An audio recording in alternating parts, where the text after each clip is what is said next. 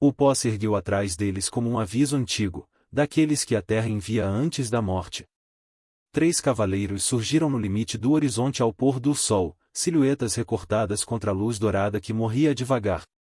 Os cavalos avançavam num ritmo constante, sem pressa, com a segurança de homens que sabiam exatamente o que estavam vindo fazer. Não era uma visita. Era um recado. O vento correu baixo pela campina seca, ondulando o capim ralo e trazendo o cheiro de sálvia e terra quente. O céu ardia em tons de cobre e púrpura. O dia estava acabando, mas ninguém ali acreditava que aquela história terminaria com a noite. Ela estava sozinha no alpendre. De pé, imóvel, uma mão pousada no corrimão gasto pelo tempo. O corpo ereto, firme, como se fizesse parte da casa tanto quanto as tábuas antigas e os pregos enferrujados. Observava os cavaleiros desde que surgiram como pontos escuros ao longe, acompanhando cada metro vencido sobre a planície aberta que separava a cerca da casa. Não se moveu. Não entrou. Não chamou ninguém. Porque não havia ninguém para chamar. Os cavalos pararam a cerca de 15 metros da varanda. O som dos cascos cessou quase ao mesmo tempo, ensaiado. Couro rangendo, esporas tilintando, celas rangendo sob o peso de homens acostumados à violência contida. Eles desmontaram com economia de gestos, e nada desperdiçado, nada apressado. O homem do centro avançou 2 passos à frente dos outros. Usava um distintivo preso torto ao colete, o metal capturando os últimos fios de luz do dia. Não era velho. Talvez 30 anos, 30 e poucos. Magro, duro, com o tipo de corpo moldado por estrada, poeira e decisões fáceis. Os outros 2 se afastaram sem que ninguém precisasse dizer nada, abrindo ângulos, formando um arco sutil. Um à esquerda, outro à direita. 45 graus. Campo de tiro cruzado. Não era improviso. Era prática. Ela reconheceu a formação no mesmo instante. Intimidação profissional. Homens que já haviam feito aquilo antes. Em outras varandas. Com outras pessoas que também acreditavam ter direitos. O vento passou de novo. Silêncio. Um silêncio pesado, que pressionava os ouvidos. Nenhum pássaro. Nenhum inseto. Apenas o rangido distante de madeira antiga reagindo à mudança de temperatura. O homem do distintivo começou a caminhar em direção ao alpendre. Cada passo calculado para ser visto. Para ser sentido. A mão direita desceu devagar até o coldre, afrouxando a tira com um gesto casual demais para ser inocente. Era um aviso dentro do aviso. A 10 metros, já dava para ver o rosto dela com clareza. As marcas do tempo ao redor dos olhos, o cabelo escuro preso para trás de forma simples, fios grisalhos que não pediam desculpa a ninguém. O olhar fixo. Não havia pânico ali. Nem surpresa. Apenas atenção. Ele parou a poucos passos da escada. Senhora, e disse, a voz lisa, treinada para soar oficial. Meu nome é Collie Hendricks. Estou aqui em nome do condado. O distintivo brilhou de novo quando ele se mexeu, como se exigisse respeito por conta própria. Ela não respondeu. Atrás dele, o homem da esquerda cuspiu no chão, um arco escuro na poeira. Sorriu de canto. O da direita manteve os olhos nas janelas da casa, a mão pairando perto da arma, esperando movimento onde não havia. Há pendências fiscais relacionadas a esta propriedade, continuou Hendricks, tirando um papel dobrado do bolso interno do colete. Impostos atrasados. Documentação já registrada. Pela lei, a senhora tem até o nascer do sol de amanhã para desocupar. Ele estendeu o papel, mas não subiu a escada. Não precisava. A ameaça já estava toda ali. O silêncio respondeu por ela. Não um silêncio vazio. Um silêncio que observava de volta. Que não se explicava. Hendrik sentiu o desconforto crescer, mesmo sem entender por quê. Alguns homens confundem silêncio com medo. São esses que morrem sem nunca aprender a diferença. A senhora entendeu o que eu disse? Insistiu ele, agora com uma ponta de impaciência. Amanhã de manhã, esta terra não será mais sua. Com a senhora aqui ou não? Nada. O vento puxou a barra do vestido dela. Um pano claro, simples, de trabalho. A mão dela continuava no corrimão, a poucos centímetros de um embrulho de tecido repousando ali como se fosse algo esquecido, sem importância. Hendrik subiu um degrau.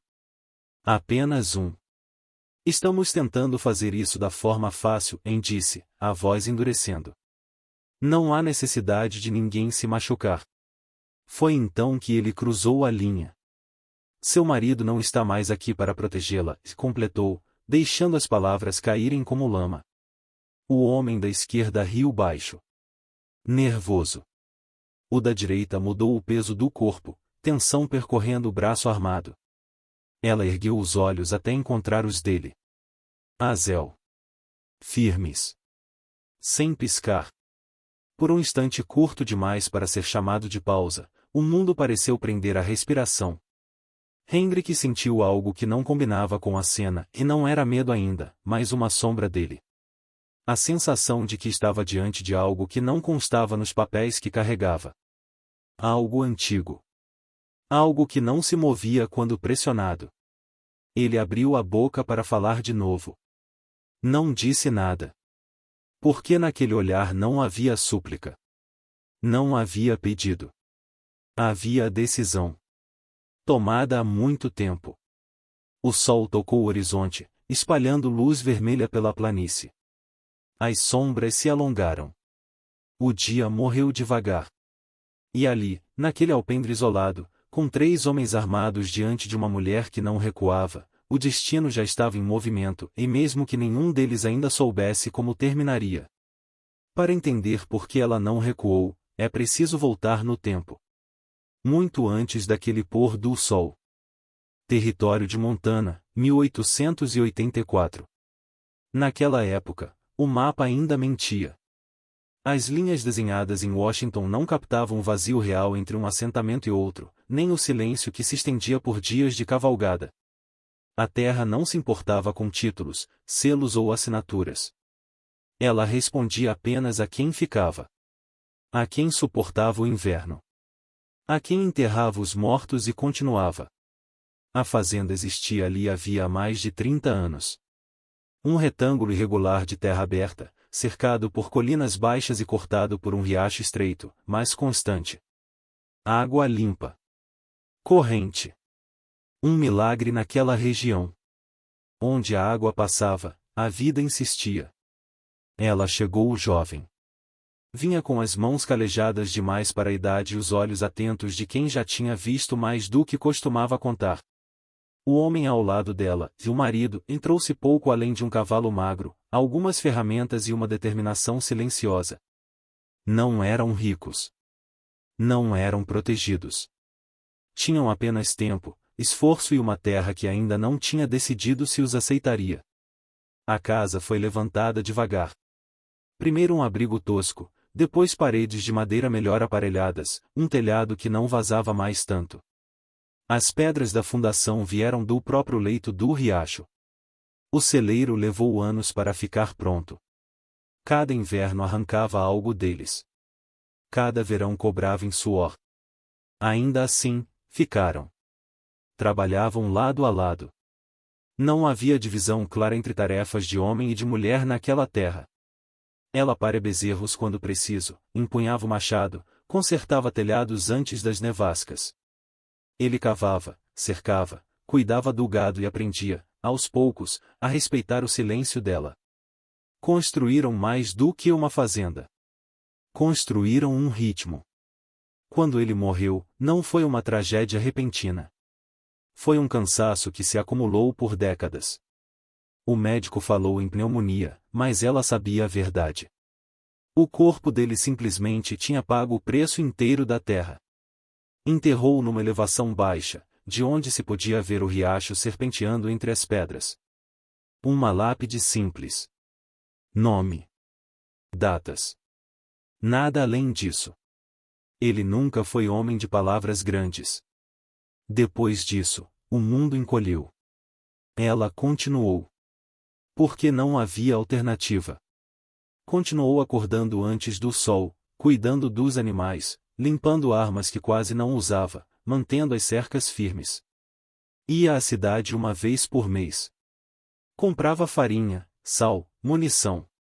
Pagava em dinheiro. Falava pouco. Voltava no mesmo dia. Na cidade, era conhecida mais pelo que não dizia do que pelo que fazia. Alguns homens a viam como uma viúva teimosa. Outros, como alguém que simplesmente tinha sobrevivido tempo demais. Poucos a viam de verdade. Competente. Atenta. Subestimada por conveniência. Foi na primavera daquele ano que o consórcio chegou. Vieram com palavras novas e botas limpas. Dinheiro do leste. Investidores. Homens que falavam de progresso como se fosse uma coisa que se impunha, não algo que se conquistava. Olharam o vale e viram números. Viram trilhos futuros, direitos de água, lucro. Onde outros viam sobrevivência, eles viam oportunidade. Compraram 3 fazendas antes do verão terminar. Não com armas, mas com dívidas. Com papéis. Com ameaças veladas e promessas vazias. Juízes foram convencidos. Escrivães aprenderam a não fazer perguntas. A lei, naquele lugar, começou a dobrar sem quebrar. A fazenda dela era a última. Ela tinha os documentos. Pagos. Antigos. Sem brechas óbvias. Não devia nada a ninguém. E deixou isso claro quando os primeiros emissários apareceram oferecendo compra.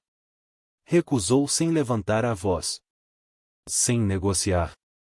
Foi quando a linguagem mudou. Primeiro vieram os topógrafos. 3 homens que surgiram certa manhã como se a terra já lhes pertencesse. Cravaram estacas, estenderam correntes, anotaram medidas. Quando ela cavalgou até eles, o chefe do grupo entregou um papel dobrado, com carimbos e números absurdos. Impostos atrasados. Valores impossíveis. Ela foi à cidade. O escrivão nem levantou os olhos. Disse que estava tudo em ordem. Legal. Na semana seguinte, a cerca do pasto norte foi cortada durante a noite. 12 cabeças de gado desapareceram. Não houve tentativa de esconder o dano. O arame foi retorcido para fora, como dedos quebrados. Não era roubo. Era recado. Ela passou o dia inteiro refazendo a cerca, sozinha, o sol queimando a nuca. Não reclamou. Não pediu ajuda. Depois, envenenaram a água. Encontrou 3 novilhos mortos perto do coxo. Inchados. Moscas grossas cobrindo os olhos vidrados. Bons animais. Perdidos apenas para provar um ponto. Ela os enterrou longe da casa. Trabalhou até as mãos ficarem dormentes. Não chorou. A raiva ali não tinha som. A violência não veio em tiros. Veio em pequenas perdas calculadas. Em noites mal dormidas. Em papéis que diziam uma coisa enquanto a realidade dizia outra. Era assim que o poder falava agora. 5 dias antes da sexta-feira, o homem do distintivo apareceu sozinho. Disse o nome. Explicou os termos. Prazo final. Falou como quem acredita estar lidando com alguém já derrotado. Quando ela perguntou quantos homens ele traria, ele sorriu. Tomou a pergunta como medo. Ele não perguntou nada sobre o passado dela. Não olhou o celeiro com atenção. Não percebeu o jeito como o olhar dela seguia o coldre dele. Viu apenas uma viúva cansada. E isso foi o erro. Quando ele partiu, ela não fez malas. Não rezou. Não escreveu cartas. Foi até o celeiro. Moveu fardos antigos de feno. Abriu um baú que não via luz havia décadas. Ali dentro estavam objetos que pertenciam a outra vida. Uma vida que ela tinha enterrado com a mesma determinação com que enterrara o próprio nome de antes. Naquela noite, o vento soprou mais forte pelo vale. A terra permaneceu em silêncio. Mas algo tinha mudado. Eles acreditavam que pressão suficiente quebraria qualquer viúva. Eles não sabiam quem ela tinha sido. O homem do distintivo voltou sozinho, como ela sabia que voltaria. Chegou no meio da manhã, quando o sol ainda não tinha subido bastante para suavizar as sombras. O cavalo dele parou do lado de fora da cerca, inquieto, farejando algo no ar que o cavaleiro parecia não notar. O falso homem da lei desmontou com a mesma confiança ensaiada da primeira vez. Botas limpas demais. Postura de quem acredita estar encerrando um assunto, não abrindo um conflito. Ela estava perto do celeiro, consertando uma dobradiça antiga. Parou o que fazia quando ouviu os passos. Não se apressou. Não limpou as mãos no vestido. Apenas se virou. Vim esclarecer os termos finais, disse ele, sem saudação. Sexta-feira, ao pôr do sol. Depois disso, não é mais conversa. É a execução da ordem. Ele falava como quem lê um aviso pregado numa parede. Não havia raiva ali. Nem prazer. Apenas a frieza burocrática de quem terceiriza a própria consciência. Ela o encarou por alguns segundos antes de responder. Aquela foi a primeira vez que falou desde o início de tudo. Eu entendi, disse. 2 palavras. Firmes. Sem tremor. Sem pedido escondido nelas. O homem pareceu satisfeito. Sorriu como alguém que acredita ter vencido pela simples persistência. Subiu no cavalo sem olhar para trás, convencido de que aquela frase significava rendição. Não significava. Quando o som dos cascos se perdeu na distância, ela ficou ali parada por mais alguns instantes. O vento passava entre as tábuas do celeiro, fazendo-as render baixo, como um aviso antigo. Então ela se moveu. Entrou no celeiro e fechou a porta atrás de si. O interior cheirava feno seco, poeira e tempo. A luz entrava em feixes inclinados pelas frestas da madeira. Ela atravessou o espaço até o fundo, onde uma pilha de fardos permanecia intacta havia anos. Começou a movê-los um a um. O trabalho não era leve, mas era preciso. Os músculos lembravam. O corpo reclamava menos do que se poderia esperar.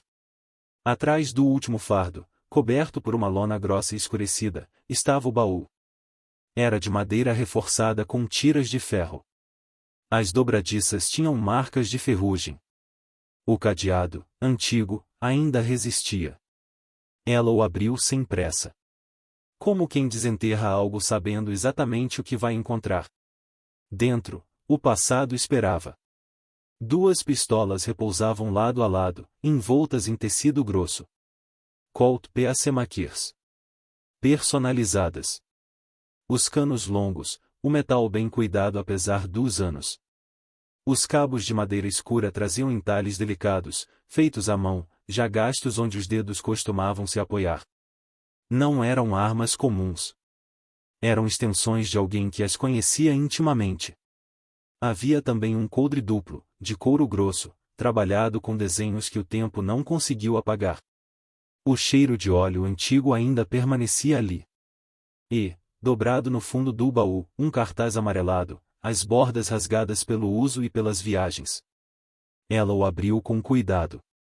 O papel mostrava uma figura feminina em pose ousada, pistolas erguidas, chapéu inclinado, sorriso confiante. Letras grandes anunciavam um espetáculo itinerante que cruzara cidades e territórios inteiros. O nome impresso ali não era o que ela usava agora. Era um nome enterrado junto com outra vida.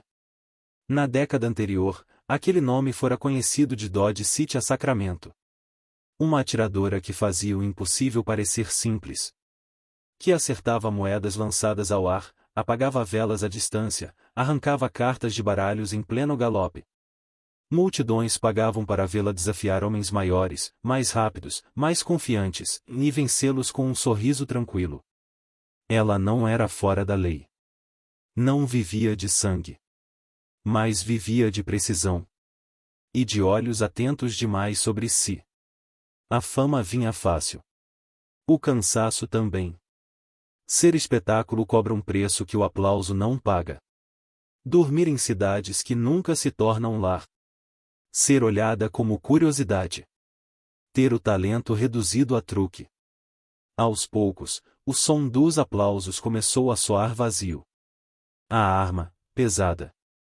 A estrada, interminável. Foi em uma dessas noites que ela o conheceu. Ele estava na primeira fila. Não gritava. Não aplaudia exagerado. Apenas observava. Quando o espetáculo terminou, foi o último a sair. Disse poucas palavras. Não falou de tiros nem de façanhas. Disse que ela parecia cansada. Disse que tinha terra. Água. Um lugar que não se movia. Ela riu na época. Mas aquela frase ficou. Meses depois, largou tudo. Enterrou o nome antigo. Guardou as armas. Escolheu um homem que não queria que ela provasse nada a ninguém. Escolheu a paz. A terra. O silêncio que não cobra ingresso. Agora, aquele silêncio estava sendo cobrado com violência. Ela tirou as pistolas do tecido e as colocou sobre uma mesa improvisada. Limpou cada uma com cuidado. Passou o óleo. Testou os mecanismos. O metal respondeu como se os anos não tivessem passado. Como se estivesse apenas esperando. Os movimentos vieram sozinhos. Ajustar o peso. Sentir o equilíbrio. Avaliar o gatilho. A memória não morava na cabeça. Morava nas mãos. A habilidade não desaparece. Ela apenas espera. Durante os dias seguintes, ela se moveu com método. Caminhou a propriedade inteira, contando passos, medindo distâncias. Observou a posição do sol no fim da tarde. Entrou e saiu da casa em silêncio, mudando móveis, abrindo linhas de visão. Treinou o saque ao amanhecer e ao entardecer, quando a luz imitava a que teria na sexta-feira. Não havia raiva nos gestos. Apenas decisão. Na noite anterior ao prazo final, foi até a sepultura do marido. O vento balançava as flores que ela mesma havia plantado ali. Ficou em silêncio por um longo tempo. Depois falou, baixo, como se ele ainda pudesse ouvir. Eu tentei do seu jeito, e disse. Agora vai ser do meu. O vento levou as palavras. A terra permaneceu. Na manhã de sexta-feira, ela acordou antes do sol. Vestiu as roupas simples de sempre. Colocou as pistolas dentro de um pano e deixou-as sobre o corrimão do alpendre. Depois se sentou e esperou. Quando o dia começou a morrer, ela já estava de pé. Agora, a paz estava sendo cobrada com violência. Ela acordou antes do amanhecer, como fazia havia décadas. O céu ainda estava cinza, pesado, e o mundo parecia suspenso num silêncio que não prometia nada bom. Não houve pressa. Não houve hesitação. Apenas rotina, transformada em ritual. No interior da casa, sentou-se à mesa próxima à janela e abriu o pano que envolvia as armas. As duas pistolas repousaram diante dela como criaturas antigas que reconhecem quem as desperta. Limpou cada peça com cuidado, passando o pano pelo metal, verificando molas, gatilhos, miras. O óleo escorria fino, discreto. Nenhum movimento era desperdiçado. Nenhum pensamento vagava. Depois saiu. Caminhou pela propriedade com passos medidos. Contou distâncias como quem recita uma oração antiga. Do alpendre até a cerca. Da escada até o ponto onde homens costumavam parar antes de se sentirem próximos demais. Observou o relevo, a leve inclinação do terreno, os pontos onde a poeira se levantaria primeiro. Testou ângulos de visão entre as colunas do alpendre, as sombras projetadas pelas tábuas ao entardecer. Tudo tinha lugar. Tudo tinha tempo. A luz seria decisiva. O sol da sexta-feira cairia abaixo, quase de frente para quem se aproximasse. Ofuscaria olhos apressados. Alongaria as sombras. Daria àquela varanda o contorno exato que ela precisava. Não era a sorte. Era a leitura do mundo. Antes que o dia avançasse demais, subiu até a colina onde o marido descansava. O vento estava mais frio ali em cima. As flores se moviam suaves, ignorantes do que se aproximava. Ela ficou de pé diante da lápide simples, mãos cruzadas à frente do corpo. Não pedi isso para você, disse, em voz baixa. Mas não vou deixar tomarem o que a gente construiu. Não houve resposta. Nunca há. Ainda assim, ela sentiu o peso diminuir. Como se a decisão, uma vez dita, se tornasse definitiva. A sexta-feira avançou sem incidentes. Nenhum pássaro pousou perto da casa. O vento soprou irregular, levantando redemoinhos breves de poeira. Quando o sol começou a descer, ela já estava no alpendre. E esperando. O pó surgiu primeiro. Uma linha fina no horizonte, crescendo devagar. 3 cavaleiros. Exatamente como antes. Nenhum a mais. Nenhum a menos. O homem do distintivo no centro. Os outros 2 flanqueando. A mesma confiança. A mesma formação. O mesmo erro. Eles desmontaram a mesma distância. Couro rangendo. Esporas soando. O dia morria atrás deles, banhando tudo em luz vermelha. As sombras alongaram-se até os pés da escada. Última chance, gritou o homem do centro. Desça daí e vá embora. Não precisa terminar mal. Ela não se moveu. A senhora ouviu, insistiu ele, dando um passo à frente. Não torne isso mais difícil do que precisa ser. Ela falou, enfim. Eu não vou sair. A voz era calma. Sem desafio. Sem medo. Houve um instante de confusão. Um piscar de olhos em que a certeza deles vacilou.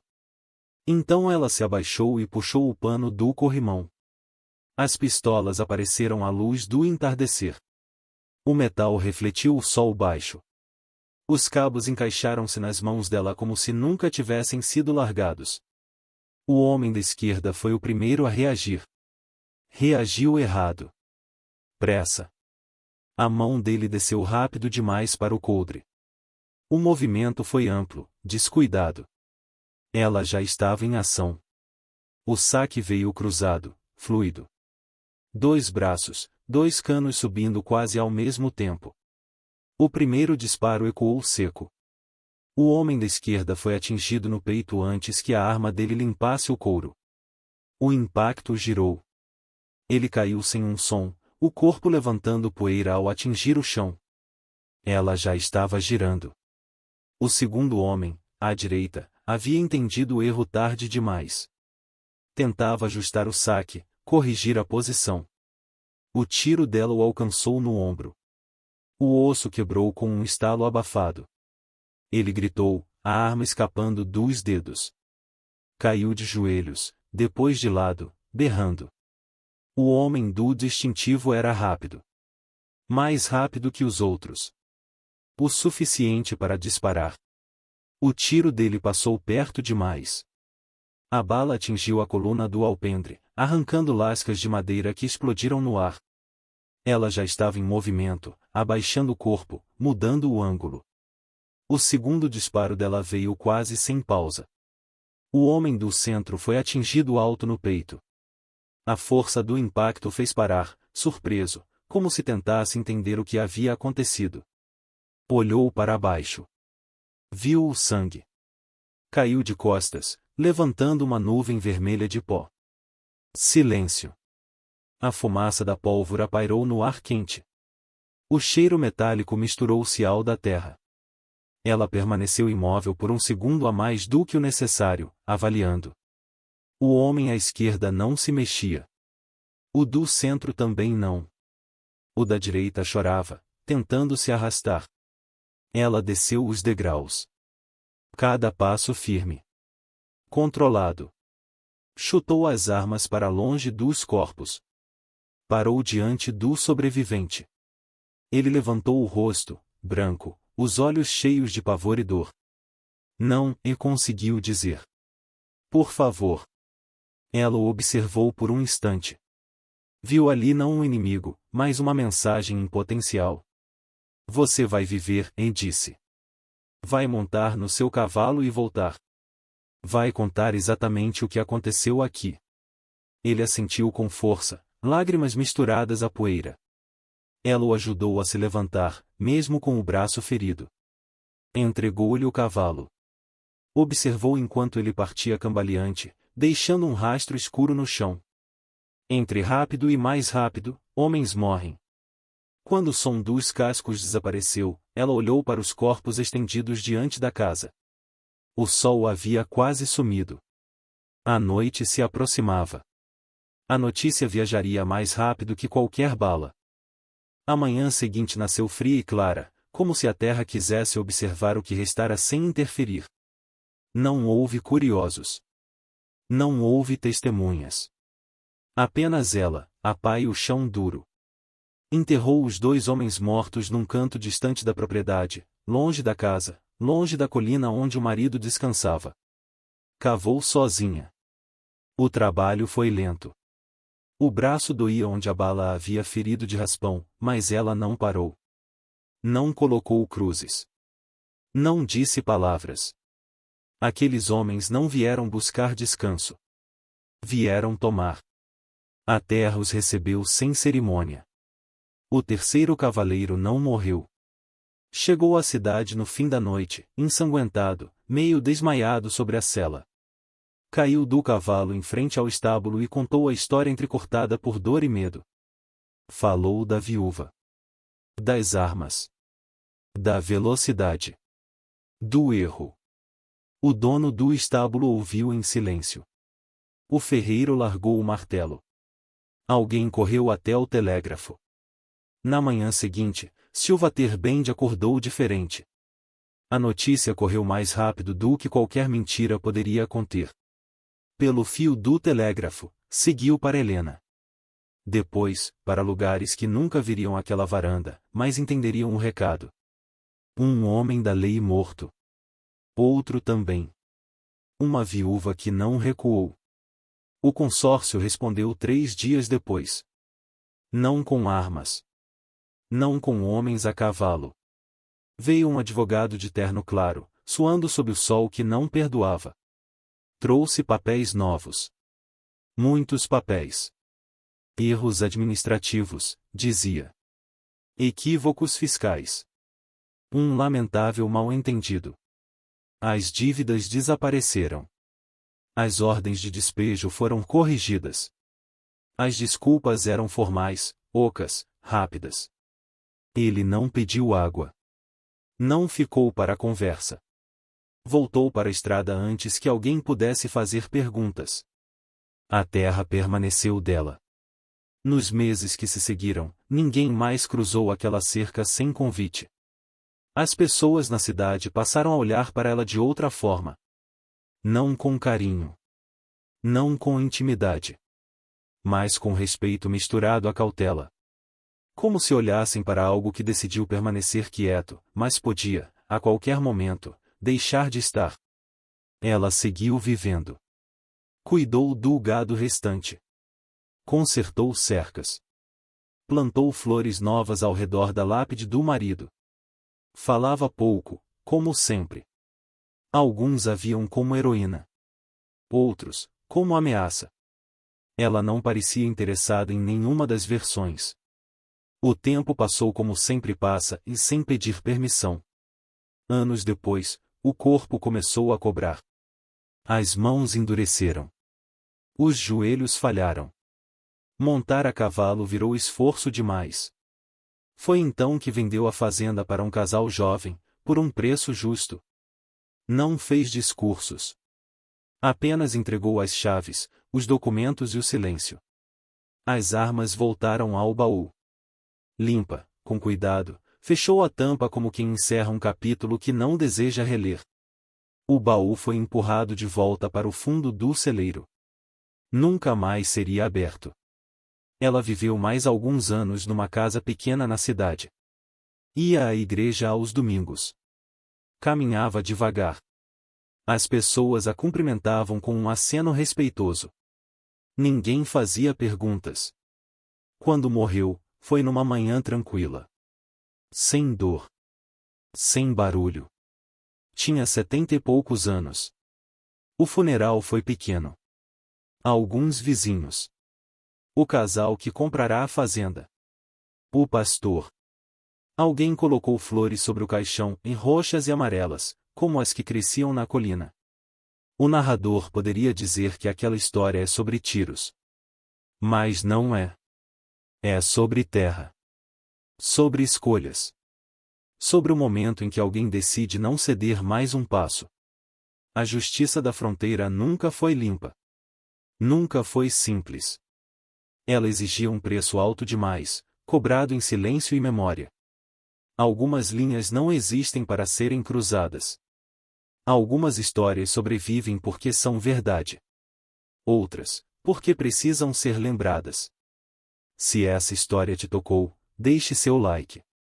Comente de onde você está assistindo e o que essa história significou para você. Inscreva-se no canal para mais contos do Velho Oeste, em histórias onde a poeira, o silêncio e as escolhas definem destinos. Porque algumas linhas, uma vez traçadas, não devem ser cruzadas.